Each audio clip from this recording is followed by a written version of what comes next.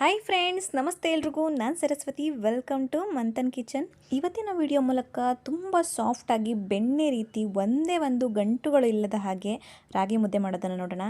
ಈ ವಿಡಿಯೋ ಹೊಸದಾಗಿ ಮುದ್ದೆ ಮಾಡೋದನ್ನು ಕಲಿತಾ ಇರೋರಿಗೆ ಮತ್ತು ಈಗಾಗಲೇ ಮುದ್ದೆ ಮಾಡ್ತಾ ಇರೋರಿಗೆ ಅದು ಮುದ್ದೆ ಚೆನ್ನಾಗಾಗಲ್ಲ, ಗಟ್ಟಿ ಆಗುತ್ತೆ, ಇಲ್ಲ ತುಂಬ ಗಂಟುಗಳಾಗುತ್ತೆ ಅನ್ನೋರಿಗೆ ಖಂಡಿತ ಯೂಸ್ ಆಗುತ್ತೆ.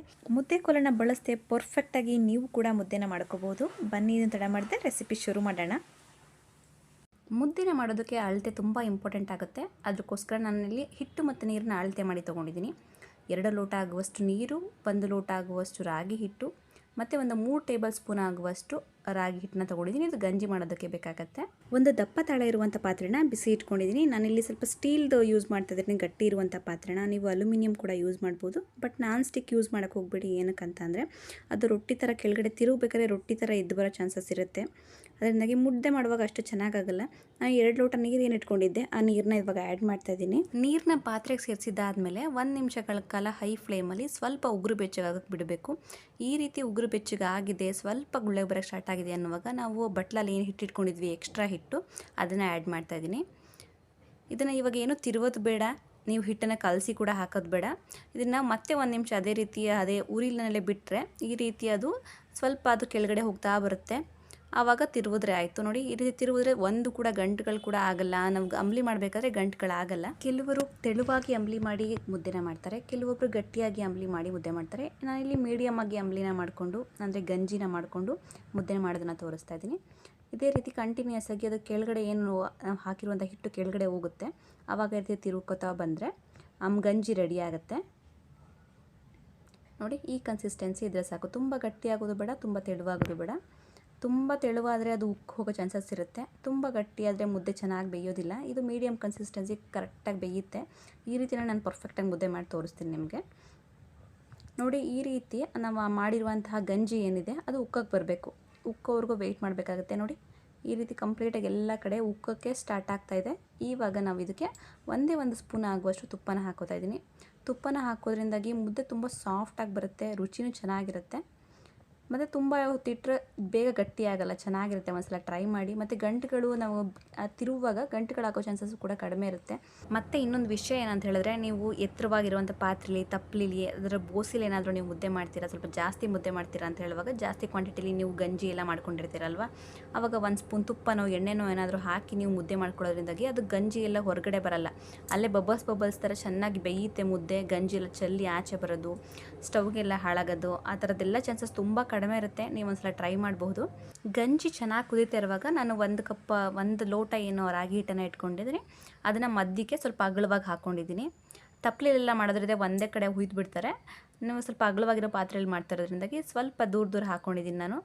ಅದಾದಮೇಲೆ 3 ನಿಮಿಷ ಚೆನ್ನಾಗಿ ಬೇಯಿಸ್ಕೋಬೇಕು. ಅಂದರೆ ಮೀಡಿಯಮ್ ಫ್ಲೇಮಲ್ಲಿ ಸ್ವಲ್ಪ ಚೆನ್ನಾಗಿ ಬೇಯಿಸ್ಕೊಳ್ಳಿ. ಚೆನ್ನಾಗಿ ಬೇಯಿಸ್ಕೊಂಡಿದ್ದಾದಮೇಲೆ ನಾನು ತೋರಿಸ್ತಾ ಇರುವಂಥ ವಿಧಾನದಲ್ಲಿ ಇದನ್ನು ನೀಟಾಗಿ ತಿರುಗ್ಕೊಳ್ತಾ ಬರಬೇಕು. ಎಲ್ಲ ಕಡೆ ನಾನು ಈ ಥರ ನಾವೇನು ಈ ಥರ ತಿರುಗ್ತೀವಲ್ವ, ಏನಾದರೂ ಚಿತ್ರಾನ್ನ ಎಲ್ಲ ಕಲಿಸ್ಬೇಕಾದ್ರೆ ಮಾಡ್ತೀವಲ್ವ, ಆ ರೀತಿಯಲ್ಲಿ ಮಿಕ್ಸ್ ಮಾಡ್ಕೊತಾ ಬರಬೇಕು. ಎಲ್ಲನೂ ಹೊಂದಿಸ್ಕೊಂಡು ಕಡಿಮೆ ಉರಿನ ಮಾಡಿಕೊಂಡು, ನಿಮ್ಗೆ ಅಭ್ಯಾಸ ಇಲ್ಲ ಅಂತ ಹೇಳಿದ್ರೆ ಕಡಿಮೆ ಉರಿಲಿನಲ್ಲೇ ನೀಟಾಗಿ ತಿರುಗ್ಕೊತಾ ಬರಬೇಕಾಗತ್ತೆ. ನಾನು ತೊಗೊಂಡಿರುವ ಅಳತೆ ಕರೆಕ್ಟಾಗಿರೋದ್ರಿಂದ ಮುದ್ದೆ ಪರ್ಫೆಕ್ಟಾಗಿ ಕರೆಕ್ಟಾಗಿ ಸಾಫ್ಟಾಗಿ ಬರುತ್ತೆ. ನಿಮ್ಗೇನಾದರೂ ನೀವು ಅಂದಾಜಾಗಿ ತೊಗೋತೀರಾ ಅಂತ ಹೇಳಿದ್ರೆ, ನೀರೇನಾದರೂ ಕಡಿಮೆ ಆಯಿತು ಅಂತ ಹೇಳಿದ್ರೆ ನೀವು ಸ್ವಲ್ಪ ನೀರನ್ನ ಸ್ವಲ್ಪ ಬೆಚ್ಚಗೆ ಮಾಡಿಕೊಂಡು, ಅಥವಾ ಸ್ವಲ್ಪ ಚೆನ್ನಾಗಿ ನೀರನ್ನ ಕಾಯಿಸ್ಕೊಂಡು ಮುದ್ದೆಗೆ ಆ್ಯಡ್ ಮಾಡ್ಕೋಬೋದು. ಇಲ್ಲ ನೀವು ತೆಳ್ಳಗಾಯಿತು ಮುದ್ದೆ, ಇದನ್ನು ಕಟ್ಟೋಕ್ಕಾಗಲ್ಲ, ತುಂಬ ಸಾಫ್ಟ್ ಆಯಿತು, ಕೈಗೆಲ್ಲ ಅಂಟ್ಕೋತಾ ಇದೆ ಅಂತ ಹೇಳಿದ್ರೆ ನೀವು ಸ್ವಲ್ಪ ಹಿಟ್ಟನ್ನು ಹಾಕ್ಕೊಂಡು ನೀವು ಈ ಹಂತದಲ್ಲಿ ತಿರುಗ್ಕೊಂಡ್ರೆ ಆಯಿತು, ಪರ್ಫೆಕ್ಟಾಗಿ ಮತ್ತೆ ಮುದ್ದೆ ಆಗುತ್ತೆ. ನೋಡಿ, ಇದನ್ನು ನೀಟಾಗಿ ಹೊಂದಿಸ್ಕೋಬೇಕು ಅಷ್ಟೇ. ಈ ರೀತಿ ನೀವು ಮುದ್ದೆ ಕೊಲಿಲ್ಲದೆ ನೀವು ಏನು ಸ್ಪೂನಲ್ಲಿ ಸಹಾಯದಿಂದ ಕೂಡ ಮುದ್ದೆನ ಮಾಡ್ಕೋಬೋದು. ಆರಾಮಾಗಿ 2-3 ಮುದ್ದೆ ಅಂತೂ ಆರಾಮಾಗಿ ಮಾಡ್ಕೋಬೋದು. ಬಟ್ ತಿರುವಕ್ಕೆ ಸ್ವಲ್ಪ 2-3 ನಿಮಿಷ ಬೇಕಾಗುತ್ತೆ. ನಿಮಗೆ 10 ನಿಮಿಷ ಟೈಮ್ ಒಳಗಡೆ ನೀವು 3-4 ಮುದ್ದೆ ಆರಾಮಾಗಿ ಮಾಡ್ಕೋಬೋದು. ಹಿಟ್ಟನ್ನು ಹಾಕಿದ ಮೇಲೆ 3-4 ನಿಮಿಷ ಅಷ್ಟೇ ಬೇಯಿಸ್ಕೋಬೇಕು. ಅದಕ್ಕೆ ಜಾಸ್ತಿ ಬೇಯಿಸ್ಕೊಂಡ್ರೆ ಏನಾಗುತ್ತೆ ಅಂತ ಹೇಳಿದ್ರೆ ಗಂಟುಗಳಾಗೋ ಚಾನ್ಸಸ್ ಜಾಸ್ತಿ ಇರುತ್ತೆ. ಯಾಕಂದರೆ ಆ ಕಡೆ ಈ ಕಡೆ ಹೋಗಿರುತ್ತಲ್ವ ಹಿಟ್ಟು, ಅದು ಜಾಸ್ತಿ ಬಂದುಬಿಟ್ರೆ ತುಂಬ ಗಟ್ಟಿಯಾಗಿಬಿಡುತ್ತೆ. ಗಟ್ಟಿಯಾದಾಗ ಈ ಥರ ತಿರುವುದಕ್ಕೆ ಗಂಟುಗಳ ಥರ ಸಿಗುತ್ತೆ. ಇದನ್ನು ನೀಟಾಗಿ ಹೊಂದಿಸ್ಕೊಂಡ್ರಾಯ್ತು. ಜಾಸ್ತಿ ಅಂದರೆ 3-4 ನಿಮಿಷ ಅಷ್ಟೇ ಬೇಯಿಸ್ಕೋಬೇಕು. ಅದಕ್ಕಿಂತ ಜಾಸ್ತಿ ಬೇಯಿಸ್ಕೊಂಡ್ರೆ ಗಂಟುಗಳಾಗೋ ಚಾನ್ಸಸ್ ಇರುತ್ತೆ. ನೋಡ್ತಾ ಇರ್ಬೋದು ನೀವು, ನಾನು 2-3 ನಿಮಿಷ ನೀಟಾಗಿ ಕಂಟಿನ್ಯೂಸ್ ಆಗಿ ಇದನ್ನು ತಿರ್ಕೋತಾ ಬರ್ತಾಯಿದ್ದೀನಿ. ನೋಡಿ, ಎಷ್ಟು ಪರ್ಫೆಕ್ಟಾಗಿ ತಳ ಬಿಟ್ಟು ಬರ್ತಿದೆ ಅಲ್ವಾ. ಈ ರೀತಿ ಚೆನ್ನಾಗಿ ಬೇಯಿಸ್ಕೊಂಡು ಅದನ್ನು ನೀಟಾಗಿ ತಿರುಗಿಕೊಂಡು ಹೊಂದಿಸ್ಕೊಂಡು ನಾವು ಮಾಡ್ಕೋಬೇಕಾಗತ್ತೆ. ಸ್ವಲ್ಪ ಕೈ ನೋವು ಬರುತ್ತೆ, ಬಟ್ ಅಭ್ಯಾಸ ಆದರೆ ಏನು ಪ್ರಾಬ್ಲಮ್ ಏನಿಲ್ಲ. ನೋಡಿ ಇದನ್ನು ಇವಾಗ ನೀಟಾಗಿ ಒಂದು 2-3 ನಿಮಿಷ ತಿರುಕೊಂಡಿದೆ ಅಲ್ವಾ. ಇದೇ ರೀತಿ ಗಂಟುಗಳು ಏನೂ ಇಲ್ಲ ಅಂದಾಗ ಇದನ್ನು ಮುಚ್ಚಳನ ಮುಚ್ಚಿ ಮತ್ತೆ ಒಂದು 2-3 ನಿಮಿಷ ಸ್ವಲ್ಪ ಕಡಿಮೆ ಉರಿ ಮಾಡಿ ಬಿಟ್ಬಿಡ್ಬೇಕಾಗತ್ತೆ. ನೋಡಿ ಒಂದು 2 ನಿಮಿಷ ಆಗಿದೆ. ಇವಾಗ ಓಪನ್ ಮಾಡಿ ತೋರಿಸ್ತಾ ಇದ್ದೀನಿ ನೋಡಿ. ಹಿಟ್ಟೆಲ್ಲ ನೀಟಾಗಿ ಅರಳಿದೆ, ಕೈಗೂ ಕೂಡ ಅಂಟ್ಕೊಳ್ಳಲ್ಲ. ಮುಚ್ಚಳನ ಓಪನ್ ಮಾಡಿದ್ಮೇಲೆ ಅದನ್ನು ನೀಟಾಗಿ ಒಂದ್ಸಲ ಮಿಕ್ಸ್ ಮಾಡ್ಕೋಬೇಕು. ನೋಡಿ ಕಂಟಿನ್ಯೂಸಾಗಿ ಮೊದಲು ಯಾವ ರೀತಿ ಮಿಕ್ಸ್ ಮಾಡ್ಕೊಂಡಿದ್ವಿ ಅದನ್ನು ಎಲ್ಲರ ಕಡೆನೂ ನೀಟಾಗಿ ಮಿಕ್ಸ್ ಮಾಡ್ಕೊತಾ ಬರಬೇಕು. ಈ ರೀತಿ ಮಾಡೋದ್ರಿಂದ ಮುದ್ದೆ ಸಾಫ್ಟಾಗೂ ಕೂಡ ಬರುತ್ತೆ ಮತ್ತು ಎಲ್ಲೂ ಕೂಡ ಡ್ರೈ ಆಗಲ್ಲ. ನೋಡಿ ಇದನ್ನು ಮತ್ತೆ ನೀಟಾಗಿ ತಿರುಗಿಕೊಂಡು ಮಿಕ್ಸ್ ಮಾಡ್ಕೊಂಡ್ರೆ ಆಯಿತು. ಮತ್ತು ಇದನ್ನು ನೀರಿಂದ ತೊಗೊಂಡು ಈ ಥರ ಟಚ್ ಮಾಡಿದ್ರೆ ಕೈಗೆ ಅಂಟ್ಕೊಳ್ಳಲ್ಲ, ನೀವು ನೋಡ್ಬೋದು. ನೋಡಿ ಇಲ್ಲಿ ತೋರಿಸ್ತಾ ಇದ್ದೀನಿ. ಒಂದು ಬಟ್ಲಿಗೆ ನೀರು ತೊಗೊಂಡು ಈ ಥರ ಮುದ್ದೆನ ಮುಟ್ಟಿದ್ರೆ ಸ್ವಲ್ಪನೂ ಕೂಡ ಅಂಟ್ಕೊಳ್ತಾ ಇಲ್ಲ. ಇವಾಗ ಪರ್ಫೆಕ್ಟಾಗಿ ಬೆಂದಿದೆ ಅಂತ ಹೇಳಿ ಇದನ್ನು ನಾನು ಇವಾಗ ಕೌಂಟರ್ ಟಾಪ್ ಮೇಲೆ ಹಾಕ್ಕೊಂಡು ಮುದ್ದೆ ಕಟ್ಕೊತಾ ಇದ್ದೀನಿ. ಕೆಳಗಡೆ ಸ್ವಲ್ಪ ನೀರು ಹಚ್ಕೊಳ್ಳಬೇಕಾಗತ್ತೆ. ನೀವು ಏನಾದರೂ ಅಭ್ಯಾಸ ಇಲ್ಲ ಅಂತ ಹೇಳಿದ್ರೆ ಸ್ವಲ್ಪ ಎಣ್ಣೆ ತುಪ್ಪ ಏನಾದರೂ ಹಚ್ಕೊಂಡ್ರೆ ಕೈಗೆ ಅಂಟ್ಕೊಳ್ಳೋ ಚಾನ್ಸಸ್ ತುಂಬ ಕಡಿಮೆ ಇರುತ್ತೆ. ನೋಡಿ ಮುದ್ದೆನ ಫುಲ್ ಹಾಕ್ಕೊಂಡಿದ್ದೀನಿ. ಹಾಕ್ಕೊಂಡಿದ್ದಾದಮೇಲೆ ನಾವು ಚಮಚ ಏನಿತ್ತು ಆ ಚಮಚದ ಮುದ್ದೆನೂ ಕೂಡ ತೊಗೊಂಡು ನೀಟಾಗಿ ಮಿಕ್ಸ್ ಮಾಡಿಕೊಂಡ್ರೆ ಆಯಿತು. ಕೈಗೆ ಸ್ವಲ್ಪ ನೀರನ್ನ ಈ ರೀತಿ ಹಚ್ಕೊಂಡು ಇದನ್ನು ಹೊಂದಿಸ್ಕೋಬೇಕು. ಅಂದರೆ ಸ್ವಲ್ಪ ರೌಂಡ್ ಥರ ಮಾಡ್ಕೊತಾ ಇದ್ದೀನಿ. ಈ ರೀತಿ ಮಾಡೋ ಕಷ್ಟ ಅಂತ ಹೇಳೋರು ನೀವು ಪಾತ್ರೆಯಲ್ಲಿ ಈ ಹಿಟ್ಟನ್ನು ಇಟ್ಕೊಂಡ್ಬಿಟ್ಟು ಒಂದೊಂದೇ ಮುದ್ದೆ ಎಷ್ಟು ಬೇಕೋ ಅಷ್ಟು ಮುದ್ದೆಗಳನ್ನ ಮಾತ್ರ ತೊಗೊಂಡು ಇದೇ ಸೇಮ್ ವಿಧಾನದಲ್ಲಿ ಮಾಡ್ಕೋಬೋದು. ನೋಡಿ ಕೈಗೆ ಸ್ವಲ್ಪ ನೀರನ್ನ ಹೆಚ್ಕೊಂಡು ಕೌಂಟರ್ ಟಾಪು ಸ್ವಲ್ಪ ನೀರನ್ನ ಈ ಥರ ಹೆಚ್ಕೊಂಡು ತೇವ ಥರ ಮಾಡಿಕೊಂಡು ಮುದ್ದೆನ ನೀಟಾಗಿ ಬೆಣ್ಣೆ ರೀತಿ ಮಾಡ್ಕೋತೀರಿ. ಈ ರೀತಿ ನೀವು ನೀಟಾಗಿ ಮಿಕ್ಸ್ ಮಾಡಿಕೊಂಡ್ರೆ ಏನಾಗುತ್ತೆ ಹೇಳಿದ್ರೆ ತುಂಬ ಸಾಫ್ಟಾಗಿ ಮುದ್ದೆ ಬರುತ್ತೆ. ಎಲ್ಲೂ ಕೂಡ ಕ್ರ್ಯಾಕ್ ಥರ ಆಗೋದು ಆ ರೀತಿ ಆಗೋದು ತುಂಬ ಚಾನ್ಸಸ್ ಕಡಿಮೆ ಇರುತ್ತೆ. ಮತ್ತು ತುಂಬ ಹೊತ್ತು ಮುದ್ದೆನ ಇಟ್ಟರೂ ಕೂಡ ಮೇಲ್ಗಡೆ ಡ್ರೈ ಆಗೋದು ಅದೆಲ್ಲ ಕಡಿಮೆ ಇರುತ್ತೆ. ಒಂದ್ಸಲ ಟ್ರೈ ಮಾಡಿ ನೋಡಿ. ಈ ರೀತಿ ಚೆನ್ನಾಗಿ ನಾನು ಕೈಯಲ್ಲೇ ಈ ಥರ ಮುದ್ದೆನ ನೀಟಾಗಿ ತಿರುಕೊಂಡು ಹೊಂದಿಸ್ಕೊತಾ ಬರ್ತಾಯಿದ್ದೀನಿ. ನೋಡಿ ತಳಕ್ಕೂ ಕೂಡ ಎಲ್ಲೂ ಕೂಡ ಅಂಟ್ಕೋತಿಲ್ಲ. ಪರ್ಫೆಕ್ಟಾಗಿ ಮುದ್ದೆ ಬೆಂದಿದೆ ಅಂತ ಹೇಳಿದ್ರೆ ಎಲ್ಲೂ ಕೂಡ ಕೈಗೆ ಅಂಟ್ಕೊಳ್ಳಲ್ಲ.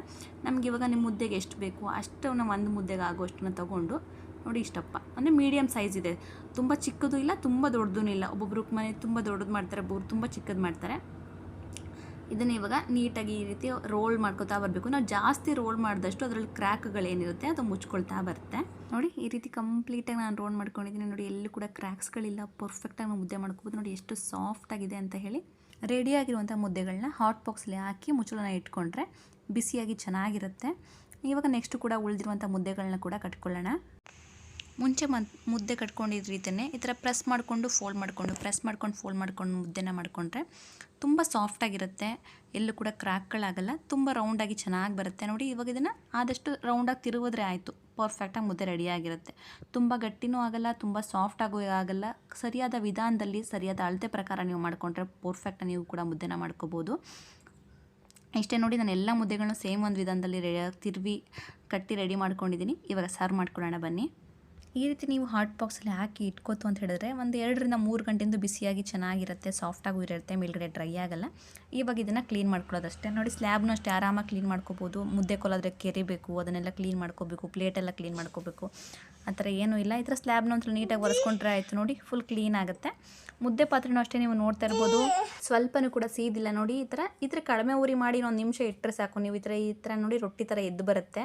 ಅದನ್ನು ಕೂಡ ತಿನ್ನೋಕ್ಕೂ ಕೂಡ ಚೆನ್ನಾಗಿರುತ್ತೆ. ಇಲ್ಲ ನಮ್ಗೆ ತಿನ್ನೋಕ್ಕಾಗಲ್ಲ ಅಂತ ಹೇಳಿದ್ರೆ ಇದನ್ನು ನೀವು ನೀರಲ್ಲಿ ನೆನೆಸಿದ್ರೆ ಸಾಕು, ನೀಟಾಗಿ ಅದು ಬಿಟ್ಟು ಬರುತ್ತೆ.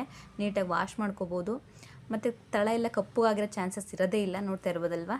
ನೋಡಿ ಫೈನಲಿ ನಮ್ಮ ಮುದ್ದೆ ರೆಡಿ ಆಯಿತು. ನಾನು ಇದನ್ನು ಸ್ವಲ್ಪ ಕಾಳುಗಳ ಜೊತೆ ನಾವು ಸ್ವಲ್ಪ ಸ್ಟೀಮ್ ಮಾಡ್ಕೊಂಡಿದ್ದೆ ಕಾಳುಗಳನ್ನ, ಅದನ್ನು ಫ್ರೈ ಮಾಡಿ ಆ್ಯಡ್ ಮಾಡಿದ್ದೀನಿ. ಇದಕ್ಕೆ ನಾನು ಮೂಲಂಗಿ ಸಾಂಬಾರನ್ನ ಸರ್ವ್ ಮಾಡ್ತಾಯಿದ್ದೀನಿ. ನೋಡಿದ್ರಲ್ವ ಎಷ್ಟು ಸಾಫ್ಟಾಗಿ ಸ್ವಲ್ಪನೂ ಕ್ರ್ಯಾಕ್ ಇಲ್ದಾಗಿ ತುಂಬ ರುಚಿಯಾಗಿರುತ್ತೆ. ನೀವು ಕೂಡ ಈ ವಿಧಾನದಲ್ಲಿ ಟ್ರೈ ಮಾಡಿ. ಕೈಗೂ ಕೂಡ ಅಂಟ್ಕೊಳ್ಳಲ್ಲ, ಸೂಪರ್ ಸಾಫ್ಟಾಗಿರುತ್ತೆ. ಮಕ್ಕಳಿಂದ ದೊಡ್ಡವ್ರವರೆಗೂ ಎಲ್ಲರಿಗೂ ಕೂಡ ಇಷ್ಟ ಆಗುತ್ತೆ. ಮುದ್ದೆನೂ ಕೂಡ ಚೆನ್ನಾಗಿ ಬೆಂದಿರುತ್ತೆ, ರುಚಿಯಾಗಿ ಕೂಡ ಇರುತ್ತೆ. ಈ ವಿಡಿಯೋ ಇಷ್ಟ ಆದರೆ ಲೈಕ್ ಮಾಡಿ, ಶೇರ್ ಮಾಡಿ, ಪ್ಲೀಸ್ ಸಬ್ಸ್ಕ್ರೈಬ್ ಮಾಡ್ಕೊಳ್ಳಿ ಮಂಥನ್ ಕಿಚನ್ಗೆ.